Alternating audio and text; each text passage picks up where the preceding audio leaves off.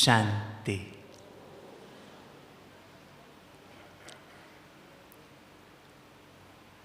आप सभी मीठे बाबा के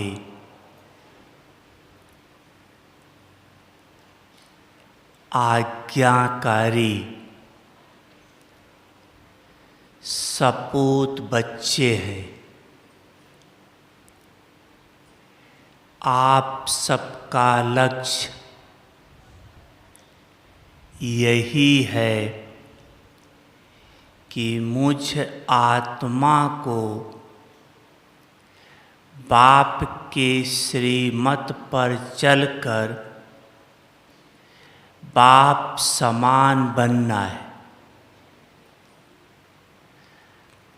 बाप में दोनों बाप हैं, शिव बाप भी है, ब्रह्मा बाप भी है। शिव बाप समान कर्मातीत बनना है और ब्रह्मा बाप समान फरिश्ता बनना है।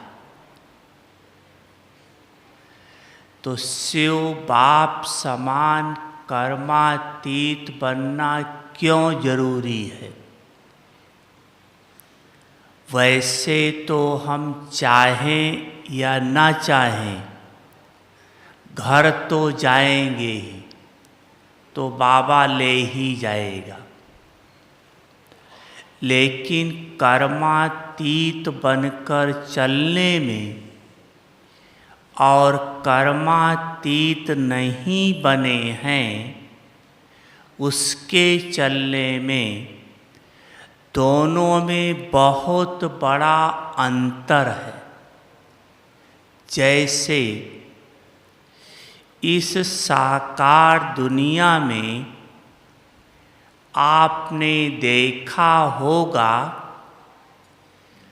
कि जब आपके पास या वैसे भी जब कोई बड़ा वीआईपी आता है तो उसके चारों तरफ गनमैन होते हैं, इसको बॉडीगार्ड कहते हैं। और उस गनमैन के बीच में वो वीआईपी बड़े शान से चलता है, लोग उसे सलाम करते हैं। और आपने ये भी देखा होगा कि जब एक बड़ा कोई चोर या बदमाश पकड़ा जाता है तो वो भी बंदूक के ही बीच में चलता है, उसके भी चारों तरफ बंदूक वाले होते हैं और वो बेचारा सिर नीचे किए हुए सबकी नज़रों में गिरा हुआ चलता है। अब देखो, बंदूक के बीच में दोनों चल रहे हैं, वीआईपी भी और बदमाश भी, लेकिन दोनों के चलने में कितना अंतर है। ठीक इसी प्रकार अगर आप कर्मातीत बनकर चलेंगे तो बहुत खुशी से नशे से चलेंगे। धर्मराज भी आपको सलाम करेगा और विद आनर पास होकर लक्ष्मी नारायण के घराने में जाकर राज्य करेंगे। अगर आप कर्मातीत नहीं बने तो चलेंगे घर तो जरूर, लेकिन धर्मराज की सजा खानी पड़ेगी। सारे ब्राह्मण परिवार में शर्म के मारे सिर नीचे झुका हुआ होगा। सोचो उस समय कितनी ग्लानि अपने आप होगी। यही पश्चाताप, यही ग्लानि अंतमते सागते, आत्मा शरीर छोड़ेगी तो उसकी क्या गति होगी, अर्थात किस पद को प्राप्त करेगा, समझ सकते हो। कितना नीचा छोटा पद होगा। इसलिए आत्मा को शिव बाप के समान भी बनना है, अर्थात एकदम सब हिसाब किताब खत्म। जैसे बाबा प्योर है, ऐसे आत्मा को शिव बाप समान प्योर, सब हिसाब किताब मुक्त बनना है। उसके लिए शिव बाप कहता है, बच्चे अपने को आत्मा समझकर मुझ बाप को याद करते रहो, मुझे देखते रहो, एक मेरे को ही प्यार करो। तो जितना एक शिव बाबा की तरफ बुद्धि योग लगेगा, उतना आपका हिसाब किताब खत्म भी होगा, आत्मा प्योर भी बनेगी। और जितना इस समय बुद्धि योग बाबा के साथ लगाएंगे, तो यही अभ्यास अंतमते सागते, शरीर छोड़ते समय बाबा की याद में शरीर छोड़ेगी, तो बाबा के साथ साथ घर जाएगी। बाराती बनकर नहीं, सजनी बनकर। अगर साथ नहीं चले तो बाराती है। बाराती को क्या मिलता है? खाना मिलता है, रहने के लिए 2 टाइम मिलता, और बाराती को क्या मिलता है? मिलता तो सब कुछ सजनी को है।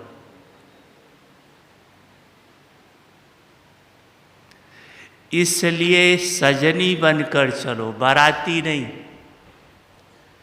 शिव के बारात में तो लूले लंगड़े काने बहरे सब हैं, भूत प्रेत सब हैं। अर्थात ऐसे मन की स्थिति वाले हैं। शरीर लूला लंगड़ा नहीं, लेकिन ऐसे मन की स्थिति वाले हैं, उनका पद भी वैसे ही होगा। और ब्रह्मा बाप समान सर्वगुण संपन्न 16 कला संपूर्ण बन, सतयुगी डिग्री है। प्रेजेंट है, वर्तमान में है फरिश्ता बन।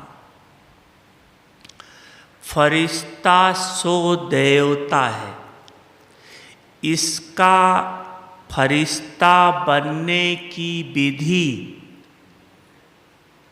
ब्रह्मा बाप समान बनने की विधि फॉलो फादर, कदम पिछाड़ी कदम रखो। कैसे ब्रह्मा बाप ने शुरू से लेकर अंत तक क्या किया, कैसे किया, वो आप जानते भी हैं, मुरली द्वारा भी सुनते हैं। बहनों, बड़ी बहनों, दादियों के द्वारा भी सुनते हैं, उसी अनुसार स्वयं को चलाओ। जब अभी कदम पिछाड़ी कदम रखेंगे तब समान बन जाएंगे। कैसे ब्रह्मा बाबा योग करता था, कितने बजे उठता था, कोई विघ्न आता था तो क्या करता था, कैसे भोजन करता था, कैसे चलता था, कैसे तन मन धन शिव बाबा पर अर्पित किया। Follow father. एक एक चीज को फॉलो करो। जो चीज समझ में ना आए, सेंटर पर निमित्त टीचर से पूछ लो कि इसमें हम क्या करें। तो जो टीचर राय देगी वो बिल्कुल फॉलो कर लो, वो फॉलो फादर कहा जाएगा। क्योंकि टीचर को बाप ने निमित्त बनाया है, भगवान जिम्मेदार है उनका। जहाँ तक फॉलो कर सकते हो करो, जहाँ देखो डिफ़िकल्ट लगता है, मुश्किल लगता है, समझ में नहीं आता है कि क्या करें, वहाँ आप टीचर से पूछ लो, राय ले लो और राय लेकर आगे बढ़ चलो। ब्रह्मा बाप को फॉलो करने से सबसे बड़ा फायदा आपको ब्रह्मा माँ का आशीर्वाद मिलेगा। ब्रह्मा माँ भी है तो ब्रह्मा बाप भी है। शिव बाबा सिर्फ आत्माओं का बाप है, वैसे सर्व संबंध हैं, लेकिन प्रैक्टिकल में ब्राह्मणों का माँ शिव बाबा ने ब्रह्मा के द्वारा जो ज्ञान दिया, उस ज्ञान के आधार से हम आप पैदा हुए हैं, अर्थात ब्रह्मा कुमार ब्रह्मा कुमारी बने हैं। तो ब्रह्मा माँ हो गई और हम ब्रह्मा कुमार या ब्रह्मा कुमारी हैं।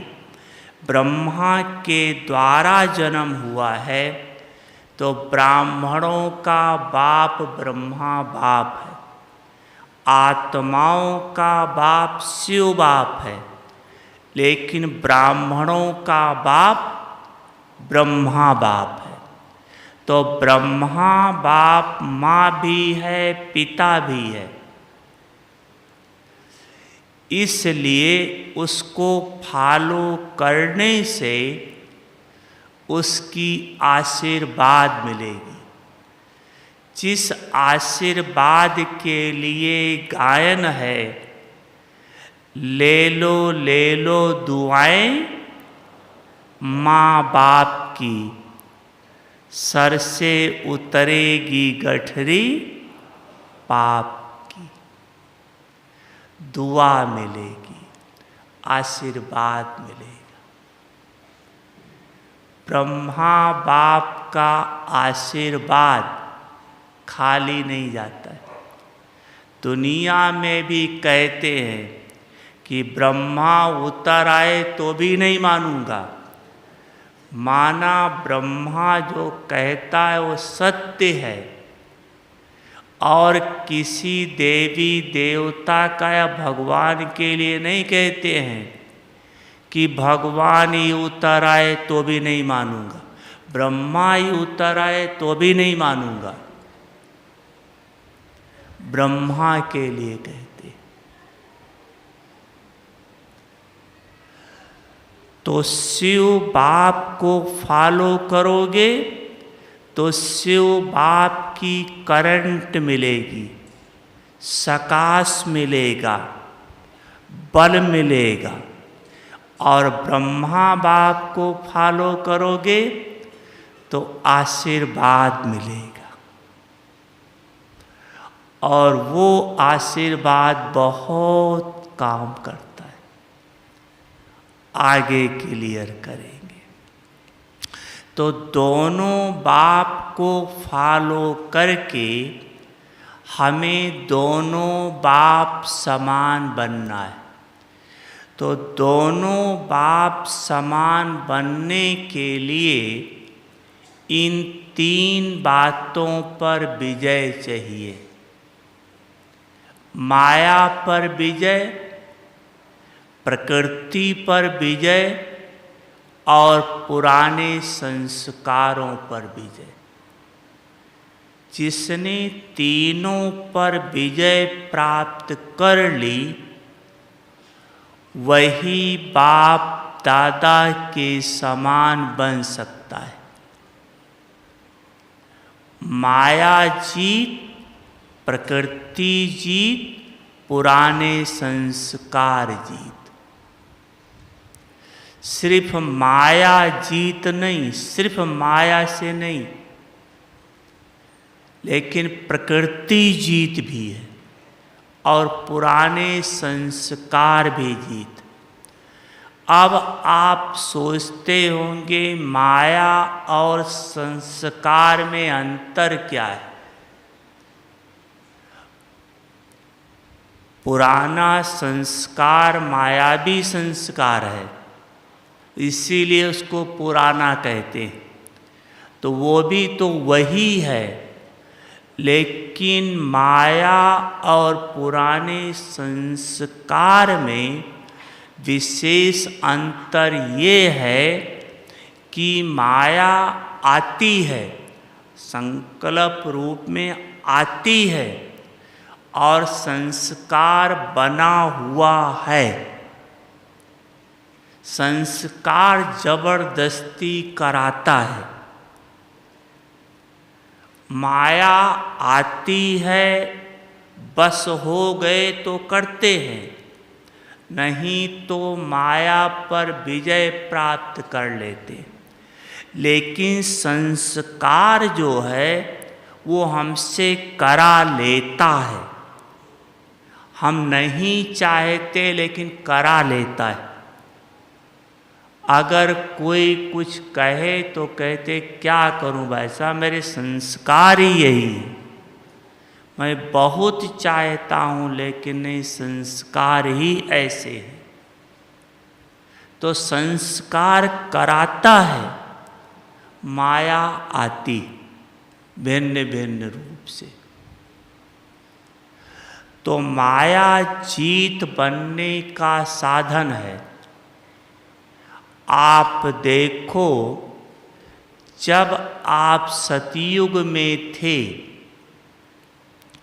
तब आप माया जीत थे, प्रकृति जीत थे, पुराने संस्कार जीत थे। वहाँ भी आपको ये शरीर था, परिवार था, समाज था, जैसे अब है तैसे तब था। वो सतो प्रधान था या तमो प्रधान है, लेकिन था।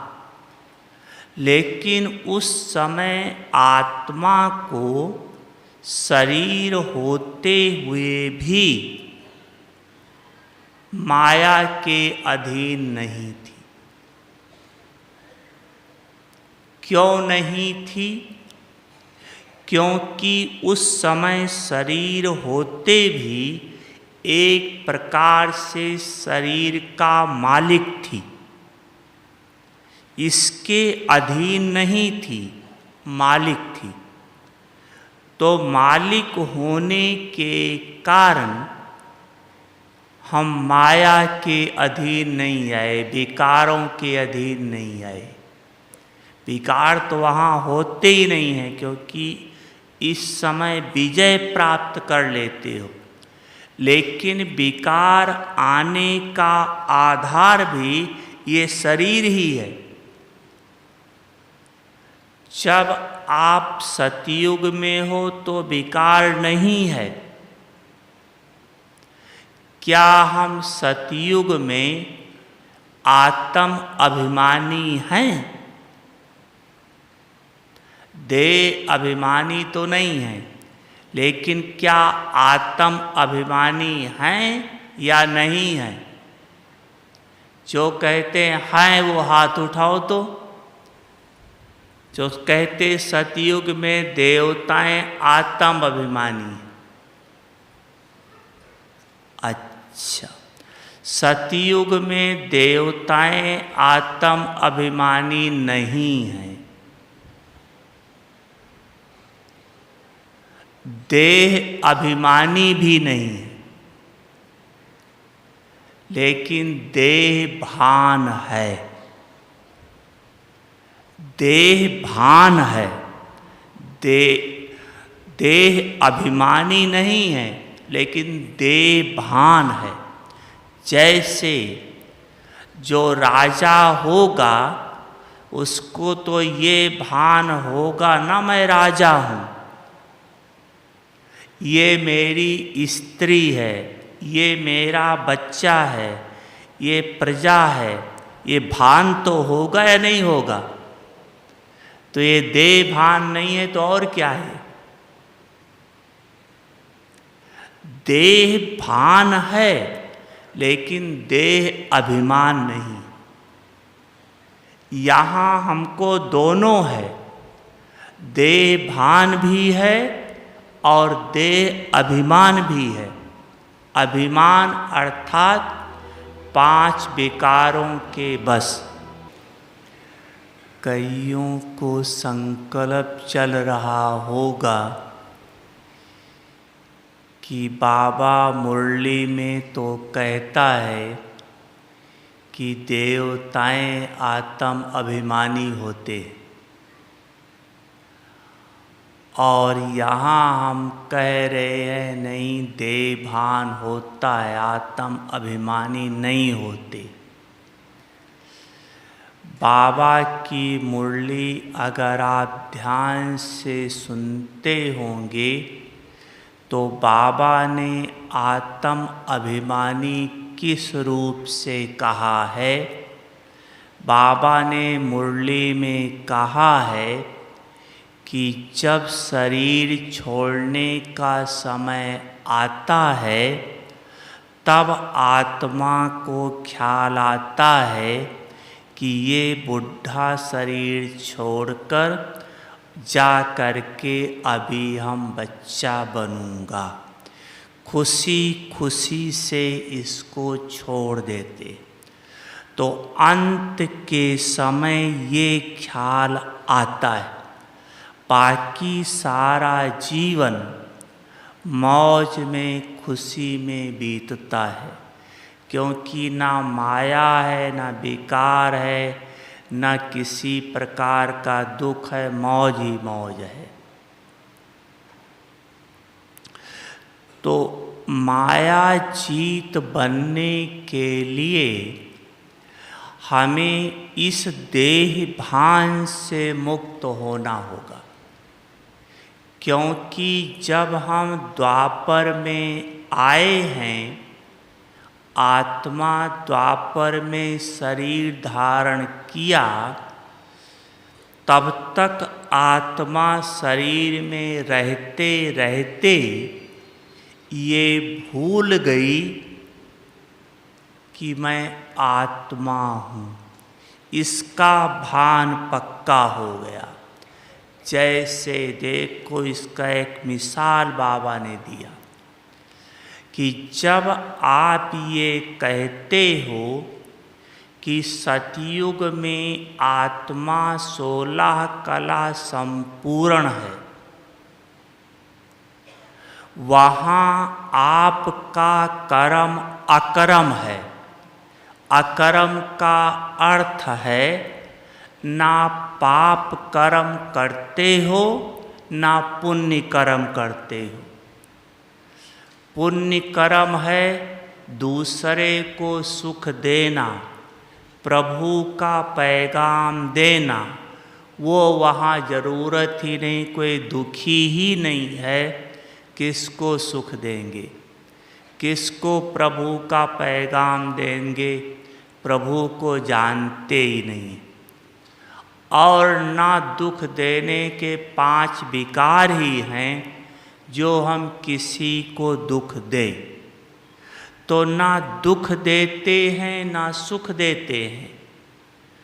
तो जब सतयुग में आत्मा 16 कला है तो त्रेता में 14 कला क्यों हो गई?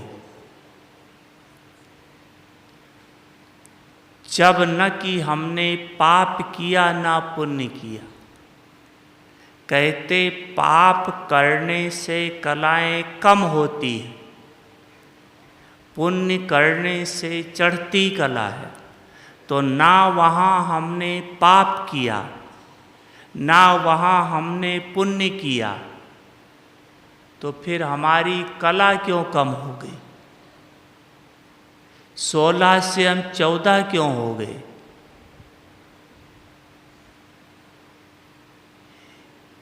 इसका कारण है कला माना विशेषता।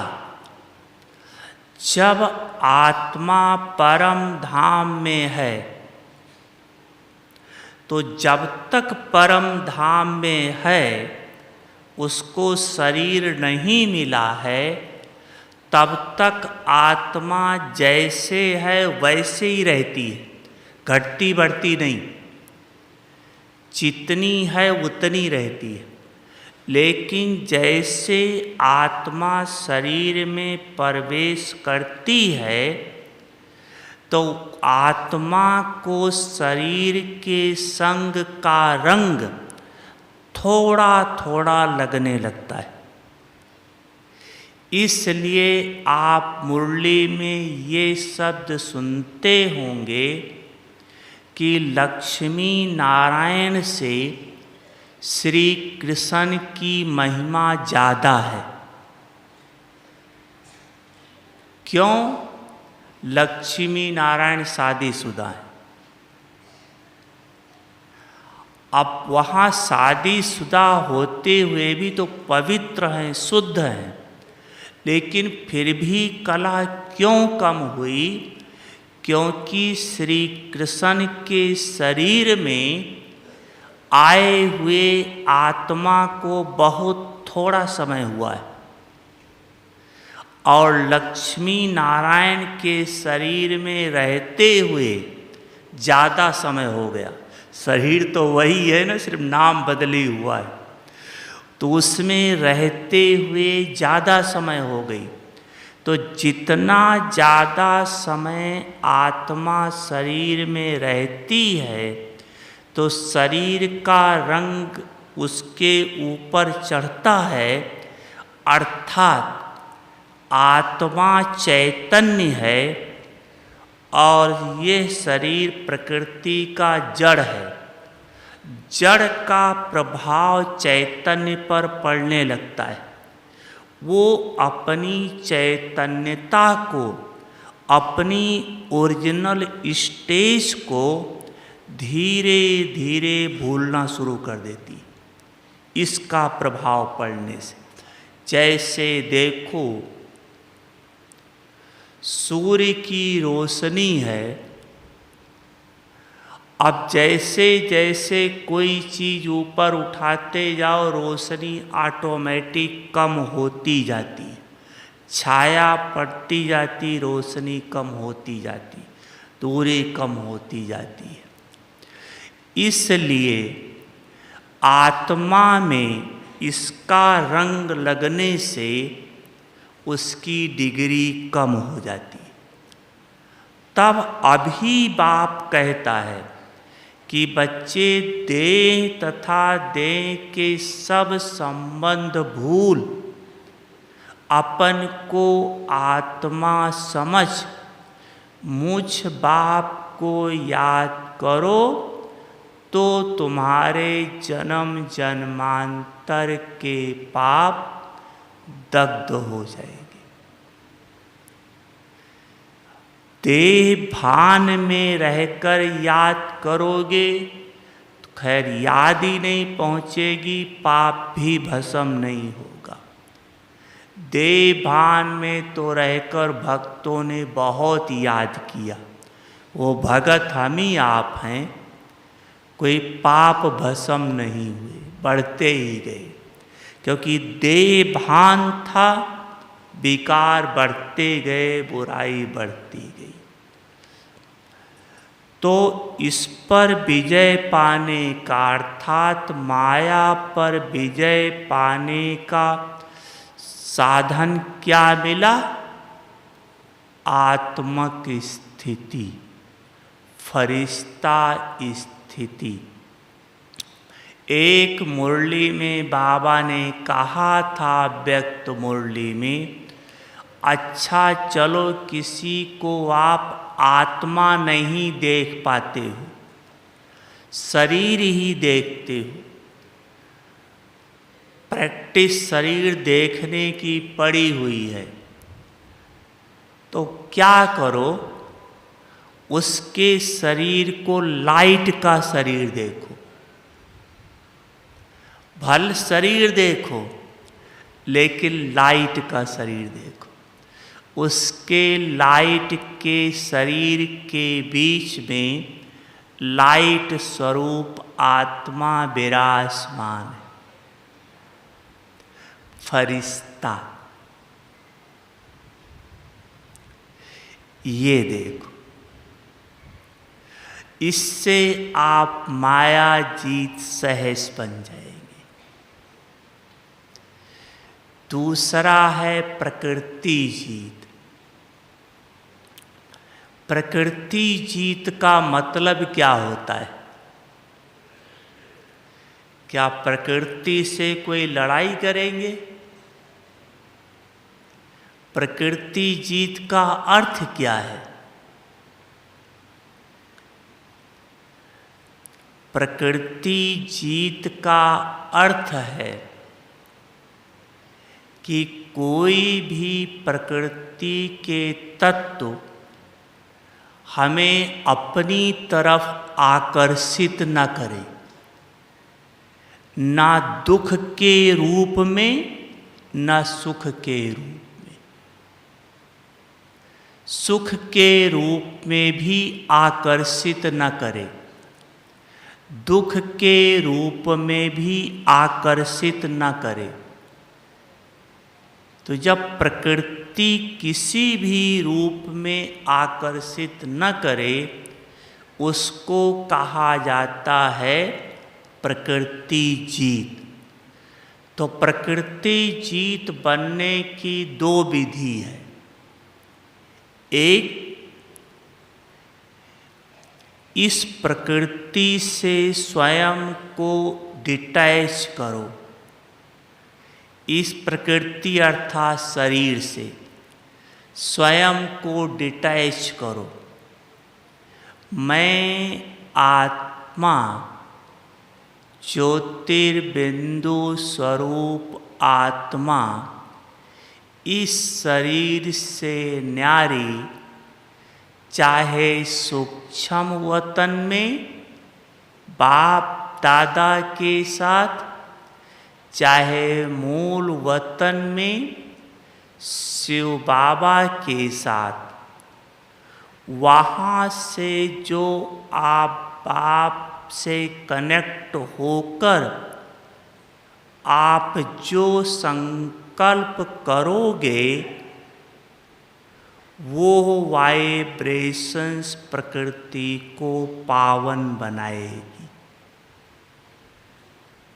तो प्रकृति जीत बनने का पहला साधन है प्रकृति को पावन बनाओ।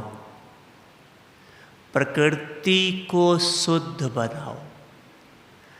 आप जितना प्रकृति को पावन बनाएंगे, प्रकृति को शुद्ध बनाएंगे, उतना आप सतयुग में पावन प्रकृति पर राज्य करेंगे।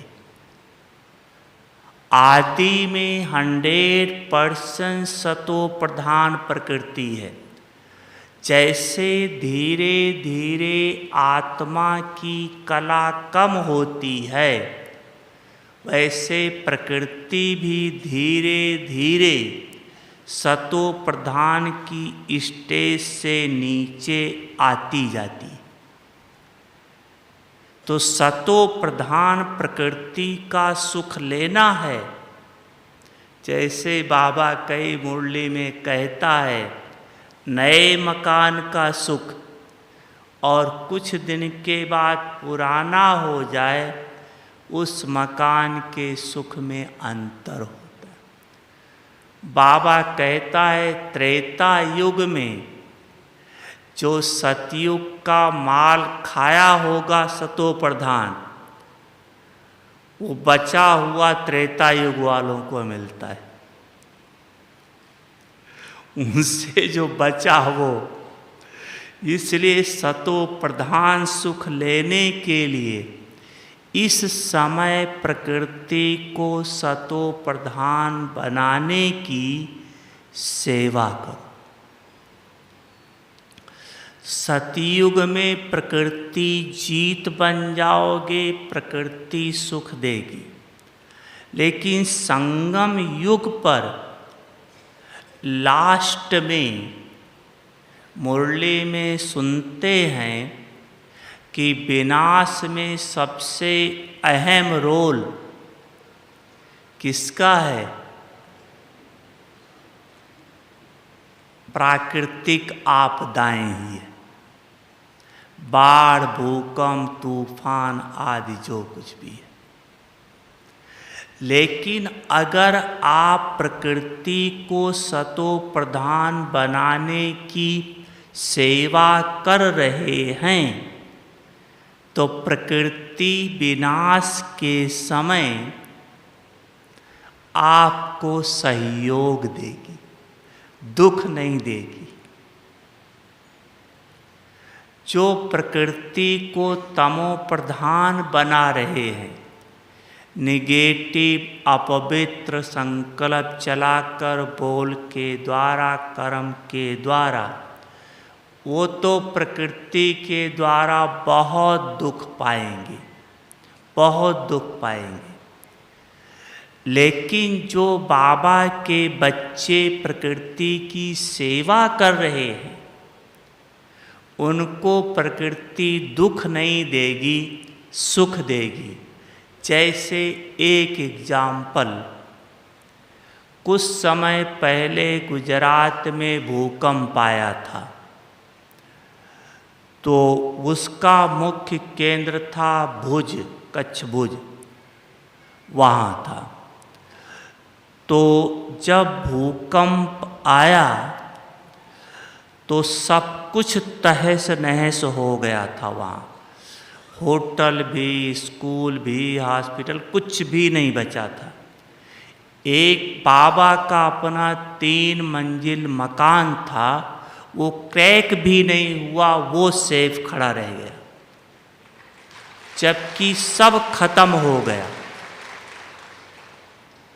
ये तो रहा प्रकृति ने सहयोग दिया, लेकिन प्रकृति ने क्या आपकी मदद की? वो सागर का किनारा है, वहाँ खारा पानी आता है, पीने का मीठा पानी नहीं आता है। तो जब भूकंप आया तो वहाँ जो बोरिंग थी, जिस बोरिंग से पानी लेते थे, बोरिंग से खारा पानी आता था, क्योंकि सागर का किनारा है।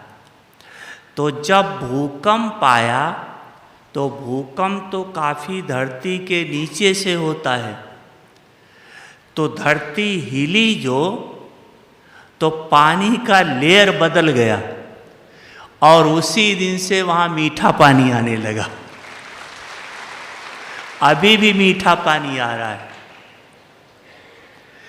तो देखो प्रकृति ने कितने को तो मौत के घाट सुला दिया, कितना घर द्वार दुकान सब विनाश हो गया, और बाबा के बच्चों को मीठे पानी का तोहफा दे गई। तो प्रकृति की अभी से सेवा करो तो अंत में प्रकृति आपको सहयोग देगी। तो एक विधि ये है। दूसरी विधि है प्रकृति जीत बनने के लिए, प्रकृति माना 5 तत्व, पांचों तत्वों की जो विशेषता है उस विशेषता को धारण करो तो उस तत्व के आप विजयी बन जाएंगे। जैसे धरती है, धरती की क्या विशेषता है? क्या विशेषता है पांडव?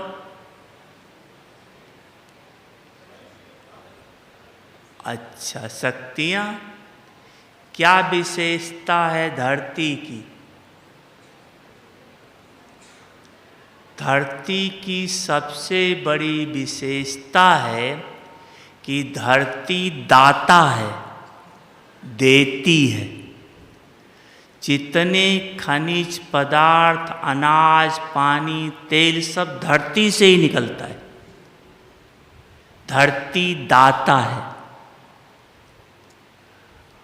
और दूसरा सहनशील है, सहनशील है। धरती पर चाहे आप मंदिर बनाओ, चाहे आप मुर्दा जलाओ, धरती कुछ बोलती नहीं। चाहे गड्ढा खोदो, चाहे ऊंचा आप उसको पाट के बड़ा करो, कुछ बोलेगी नहीं, सहनशील है। तो 2 विशेषताएं, दाता है, दूसरा सहनशील है। अब ये दोनों विशेषताएं आप धारण करो। जैसे बाबा दाता है, सब बच्चों को ज्ञान का, गुणों का, शक्तियों का, प्रेम का, शांति का दान देता ही रहता है। ऐसे हम आप बच्चे भी सदा देते रहें। पैसा देने की बात नहीं है। कोई भी आपके सामने आता है, जाता है, देखते हो, ये भी भगवान का बच्चा है। अज्ञानी है तो संकल्प करो, किसी को भी देखो, बाबा ये आत्मा भी आपको पहचान ले, बाबा इसका भी भला हो जाए, इसका भी बुद्धि योग बाबा आपसे जुड़ जाए। आपने ये संकल्प उसके लिए किया, आपका तो न जाने कितना जमा हो गया भाग्य में, और उस आत्मा तक आपका ये संकल्प पहुँचेगा। उसका फायदा 2 होगा। एक फायदा, अगर उस आत्मा से आपका कोई हिसाब किताब है तो वो वहाँ ख़त्म हो रहा है, पहली बात। और दूसरी बात, आपका ये सेवा एक प्रकार से मनसा सेवा है। ये सेवा अगर वो बीके बनने वाला होगा, पार्ट होगा, और किसी कारणवश वो ज्ञान नहीं सुन रहा है तो उस कारण का निवारण हो जाएगा, वो ज्ञान सुनने आ जाएगा। दो फायदा है, अपना भी फायदा है, उसका भी फायदा है। अगर ब्राह्मण आत्मा सामने आती है तो यही संकल्प, बाबा ये आत्मा भी आपसे पूरा वर्षा ले ले, बाबा ये आत्मा भी आपका राइट हैंड बन के रहे, बाबा ये आत्मा भी सदा कल्याणकारी बन के रहे। ऐसे ब्राह्मणों के प्रति शुभ भाव न रखो, देखो लेकिन इस भाव से देखो, दाता बनो, देते जाओ। यह गुण धारण करने से जो धरती के द्वारा विनाश के समय तकलीफ आने वाली थी, चाहे बाढ़ चाहे भूकंप आदि, उसमें आप सेफ रहोगे। जो चीज धरती के द्वारा प्राप्त होती है अंत तक आपको मिलती रहेगी, धरती देती रहेगी। दूसरी बात है पानी, जल। जल की क्या विशेषता है?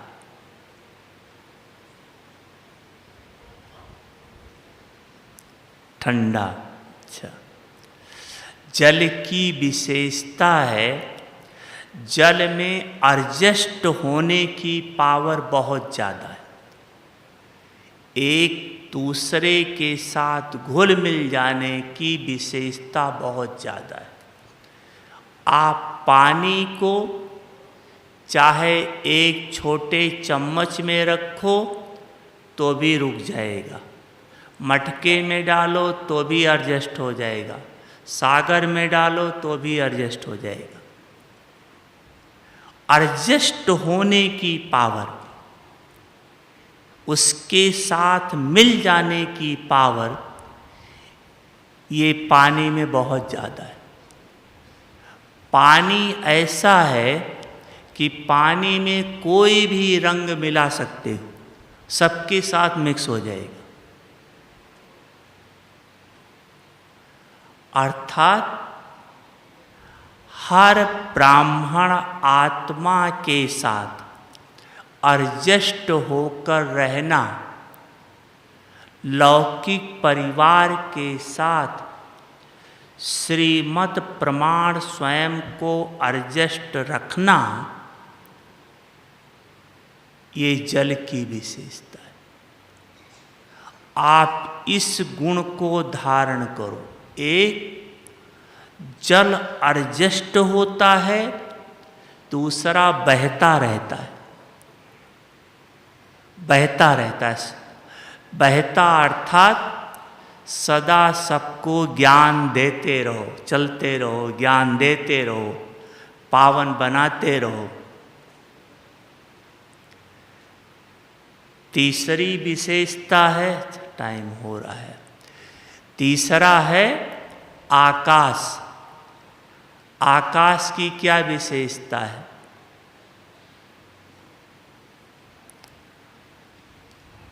दो विशेषता उसकी भी है। एक तो आकाश ऊंचा है, दूसरा पोलार है, खाली। ऊंचा है और पोलार है, खाली। तो आप सदा ऊंची स्थिति में रहो, बाप समान की स्थिति में रहो और मन को एकदम खाली रखो। बस मैं आत्मा और मेरा बाबा, बाबा बाबा का ज्ञान या बाबा ने श्रीमत जो दी है उस प्रमाण लौकिक में कार्य व्यवहार में रहना, मन को खाली रखो। इसके बाद है आग, थोड़ा जल्दी पूरा कर रहे हैं। आग, आग की क्या विशेषता है? तो सहज है। क्या विशेषता है? आग जलाती है, अर्थात आग की विशेषता है कि आग परिवर्तन कर देती है, नाम रूप सब कुछ बदल जाता है। कोई भी चीज जला दो तो जो पहले जैसा था वैसा रहेगा? टोटल बदल जाएगा। ये शरीर जला दो तो क्या रहेगा? इतनी राख रहेगी। ये सब कुछ रहेगा क्या? नहीं, परिवर्तन हो जाता है। तो आग की विशेषता है परिवर्तन करना। तो स्वयं को भी श्रीमत प्रमाण परिवर्तन करो। क्या? मैं आत्मा हूँ, शरीर नहीं हूँ। फिर जितने सोमान बाबा ने दिए हैं, मैं आत्मा कौन सी आत्मा हूँ, उस सोमान में स्वयं को रखो। और लास्ट है हवा। हवा की विशेषता है हल्की होती है और निरंतर चलती रहती है। वायु को प्राणदाता कहा गया, प्राणदान कहा गया है। 1 मिनट भी हवा बंद हो जाए तो आत्मा चली जाएगी। तो वायु की विशेषता है निरंतर चलती है, और दूसरा हल्की होती है, एकदम हल्की होती है। कहता ना, ये तो वायु के समान उड़ता रहता है, हल्का है। तो इतने पुराने संस्कारों से हल्के रहो कि बस उड़ते रहो। मैं आत्मा, मेरा बाबा। मैं आत्मा, मेरा बाबा। ऐसे आप बाबा के साथ उड़ते रहो, मिलन मनाते रहो, विश्व की सेवा करते रहो। अच्छा, ओम शांति।